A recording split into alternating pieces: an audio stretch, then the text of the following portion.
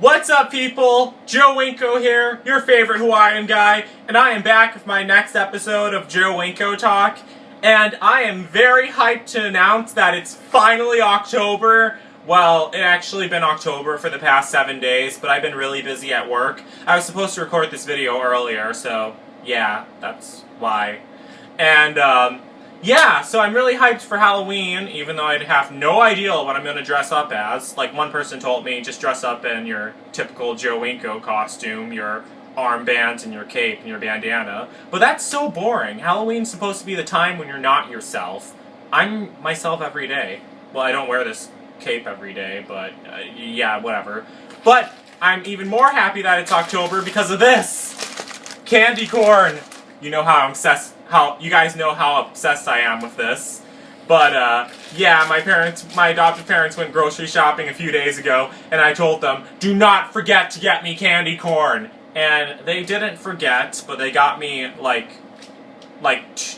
the smallest bag of candy corn, but at least they got me 2 of them, so I'll give them credit for that. So, what I'm going to be talking about in this episode of Joe Winko Talk is, well, it's actually another dark, creepy, and gruesome story that I heard on the news. I'm pretty sure you guys all heard about it. It kind of fits the Halloween feel, but it's really sad, too. Someone was murdered at work, not at my job, but at the place they work at, and it was a decapitation, and this is a creepy story. It happened in Oklahoma, and I'll have a link to the news story in the description. But apparently this guy, he worked at a food processing place. I'm not exactly sure what a food processing place is, but I'm pretty sure it's not a grocery store or anything like that. He walked in, he was mad because Human Resources fired him, probably because he was a creeper, and he walked in one day to get revenge, so he goes to the Human Resources office. He hid a knife in a shoe. This was on one of the news stories I read. I'm not sure, because they're all different, but he hid a knife. I read that he hid a knife in his shoe. Then he grabbed one of the girls and he decapitated her with the knife. And he tried killing the other one, but then he was shot by a police officer. Yeah, that's only justified police shooting, because if a guy's cutting off people's heads, you have to stop him, or else because he's psycho. And he did all of that just because he was mad because they fired him. Now, what the hell happened to violence is not the answer? Because apparently not enough people are following it, especially this guy. And he was, they thought it was linked to terrorists, because he was obsessed with his Islam religion, but they already confirmed that it wasn't linked to terrorism at all. But still, I don't think they should. I'm pretty sure, I don't know anything about Islam, and correct me if I'm wrong, but I'm pretty sure nothing about Islam, or nothing about any religion, condones murder. I'm pretty sure they don't. Because that's really messed up, and there's a lot of Islamic people who don't cut off heads, who don't try to kill people, and who do not try to murder people. Because it's wrong to generalize people like that. I think this guy just was really messed up and had serious psycho problems. Well, yeah, obviously he was if he walks in and cuts off someone's head. And that's just creepy, and that's really sad, too. I feel bad for the victim, and I feel bad for her family, knowing that they lost their daughter in such a horrible way like that. And it's creepy. If you want to know more about it, I'll have the link to it in the description. So just feel free to check that out. And yeah, there's not much else I can say about that, besides the stuff that's already been said on the news, which I'm not going to repeat. And, also, Season 4 episodes of Walking Dead are finally on Netflix. I don't watch them on TV at all, but I watch them on Netflix all the time. And, I only saw a few episodes of Season 4, and I think they're pretty awesome. Well, it was kind of annoying that they were still in the prison for the past 2 seasons. I thought they would have left by now. But, I saw a few of the episodes of season 4, and it's pretty creepy. The season 4 episodes of Walking Dead. The scariest episode is called Infected. Like, I haven't seen all of them, but the scariest one I've seen so far was Infected. It was when the nerdy guy, who looks like Stefan Krail from Slice and Stab, his name is Patrick, when he turned into a zombie, and this part freaks me out. When he turned into a zombie and he went into the guy's cell and he bit out his neck while he was asleep, that part terrified me. I can't even, now whenever I go to sleep, well, first of all, now ever since I saw that episode, whenever I go to sleep now, I always make sure I'm laying face down, so just in case he comes in and tries to bite me, he doesn't bite my throat so I can't scream. And second, I always lock my bedroom door. Well, I lock it anyway, so well, forget about that. And it's even more creepy how they just turn into walkers just when they die. Like, they don't even have to get bit at all. They just die and turn into walkers. But that's not the first time I saw that, because there's another movie called Diary of the Dead.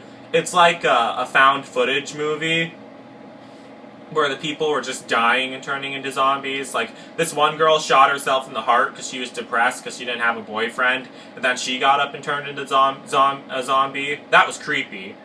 But, yeah, and then there's another episode I saw. This is going to be a spoiler alert, a major spoiler alert.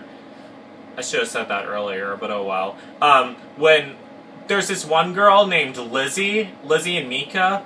I'm not going to go into detail on how she died, because hopefully some of you guys already know.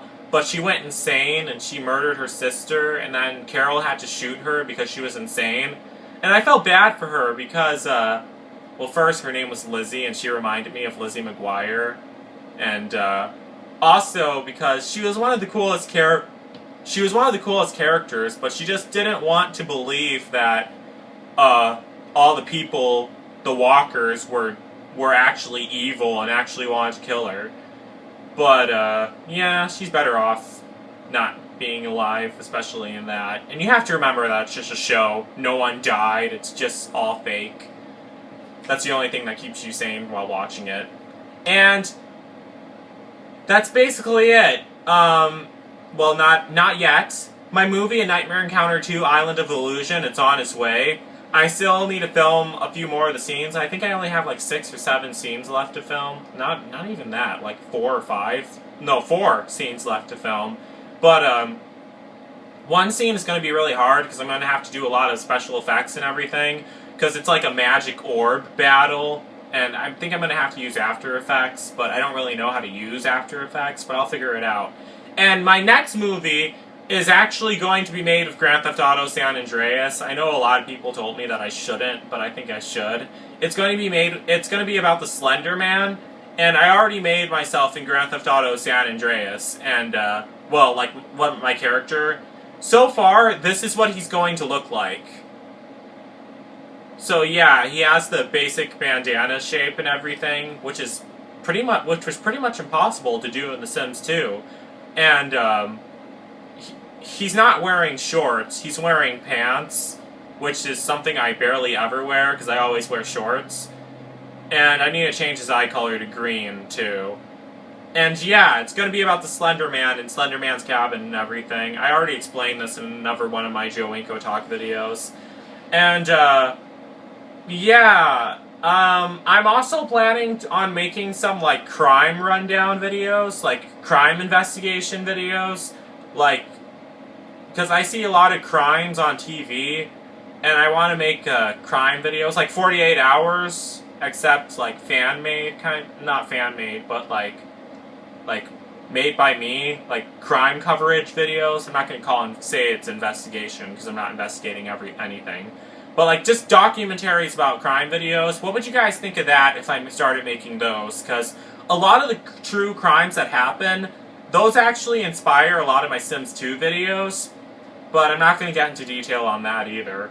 Just let me know what you think in the comment section. So, yeah, that's basically it. So, don't forget to comment. Don't forget to subscribe.